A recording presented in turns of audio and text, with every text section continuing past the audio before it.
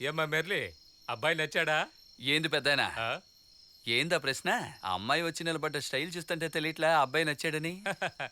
అవునయ్యా. మరి ఇంకేంటి ఆలస్యం? తాంబూలాలు మార్చుకుందాం. మార్చుకుందాం. నాకు ఈ పిల్లోడు అసలు నచ్చలా.